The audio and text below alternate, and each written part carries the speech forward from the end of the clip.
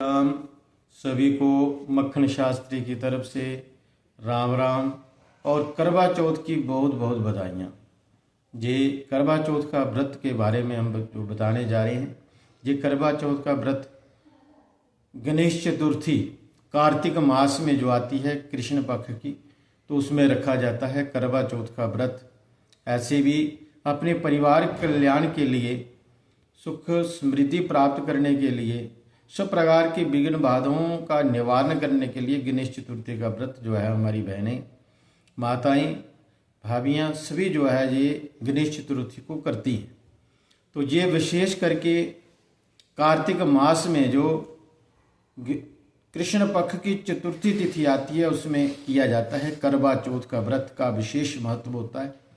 तो इसमें विशेष हमारी माताएं बहनें सब प्रकार के 16 श्रृंगार करते हैं, प्रसन्न चित्त होकर के, हाथों में मेहंदी लगा करके, नए नए वस्त्र धारण करके, आभूषण धारण करके प्रसन्नता चित्त इस दिवस को मनाती हैं खुश होकर के।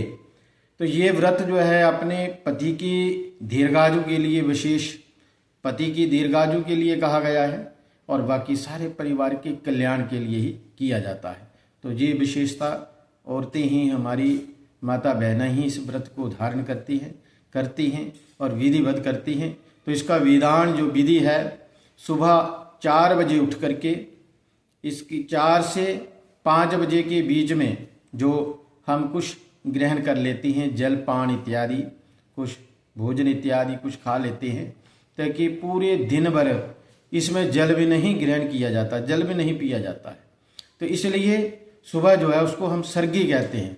तो सर्गी ग्रहण करते हैं। सर्गी खाने के बाद फिर इसे पूरे दिन जो है इस व्रत को किया जाता है और फिर चंद्र उदय होने पर, जब चांद निकल जाता है, तो फिर इस व्रत को पति द्वारा जल दे करके या भोजन दे करके, कुछ पदार्थ दे करके इस व्रत को खोला जाता है, अर्थात तोड़ा जाता है और उसके बाद अच्छा भोजन इत्यादि ग्रहण किया जाता है।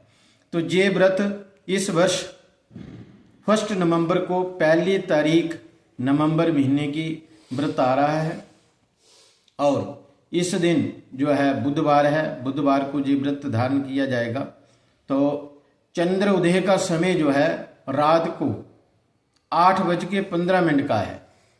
तो 15 मिनट से 5-10 मिनट हमारे आगे पीछे होते हैं, आगे पीछे दिखता है। जिनके 8:30 बजे के करीब जो है हमारे जम्मू में चंद्र दर्शन होंगे, जो दर्शन हमें चंद्रमा के दर्शन हो सकेंगे दर्शन।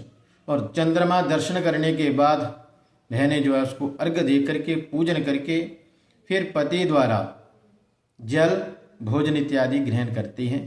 तो सभी को करवा चौथ व्रत की बहुत बहुत बधाइयाँ।